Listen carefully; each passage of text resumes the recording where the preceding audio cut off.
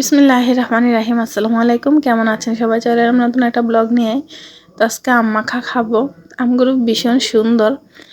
তো আম মাখা খাওয়ার জন্য প্রথমে আমের খোসা ছাড়িয়ে নিয়েছি, আর খোসা ছাড়িয়ে এবার ধুয়ে নিব। তো এই প্রচণ্ড গরমের মধ্যে আমের ভর্তাটা দুপুরবেলা ভীষণই ভালো লাগে।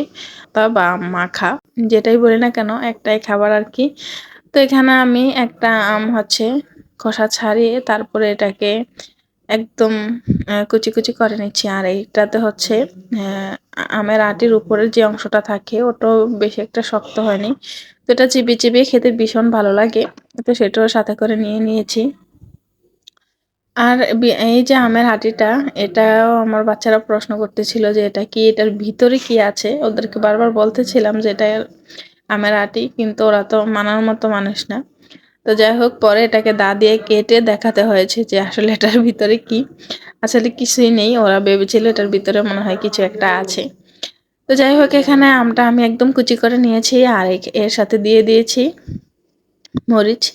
এটাকে শুকনো মরিচ ভেজে গুঁড়ো করে রেখেছিলাম। তো শুকনো মরিচটা ভেজে সবসময় গুঁড়ো করে রেখে দিই। অনেক সময় খেতে ইচ্ছে করলে খেতে পারি, ভাতের সাথে বা ভর্তা বানানোর সময়ও আলাদা করে কোনো ঝামেলা হয় না, একদম মরিচটা ভাঙা থাকে। আর এভাবে রেখে দিলে একদম নরম হয়ে যায়। এই তো খুব সহজে ভর্তাটা হয়ে গেছে। আর এটা আমার বাচ্চারা ভীষণ পছন্দ করে। আমার তো শুধু লবণ আর মরিচ দিয়ে খেতে বেশি ভালো লাগে, কিন্তু যেহেতু বাচ্চারা খাবে তো তার সাথে একটু চিনিও দিয়ে দিলাম। ওদের ওই আম মাখাটা অনেক বেশি পছন্দের। তো তাই জন্য আমি বানিয়ে একটু বেশি করেই বানিয়ে ওদের কেউ একটু খেতে দেই।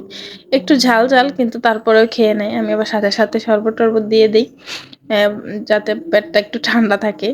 আর বাচ্চা মানুষ তো আমাকে খেতে দেখলে ওরাও খেতে শুরু করে দেয়। আর এরকম না যে খেতে পারে না। দেখুন কতটা লোভনীয় হয়েছে আর কি ভালো লেগেছে। আসলে এরকম অবস্থা হয় যে আমারই কম হয়ে যায়, ওদেরই বেশি খাওয়া হয়। তো আমার কাছে আসলে দেখতে ভীষণ ভালো লাগে। একসময় তো আমিও এরকম ছিলাম, অনেক বেশি টক খেতাম ছোটবেলায়। বড় হয়েও খেয়েছি। তো এটা আরও একটা আম। এটা একটু মোটা মোটা করে কেটে নিয়েছি, আর এটাকে শুধু লবণ আর মরিচ দিয়ে মাখিয়ে খাবো। আর এই যে মাখাটা যে কত মজা, চিনি ছাড়া।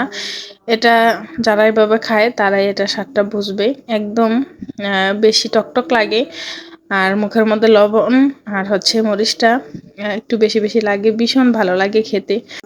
তো এভাবে কারা কারা খান বা খেতে পছন্দ করেন কমেন্ট করে জানাতে পারেন। আর এই গরমের দুপুরে তো ভীষণ ভালো লাগে। তো চলুন, ভিডিওটা আজকের জন্য এখানেই শেষ করছি।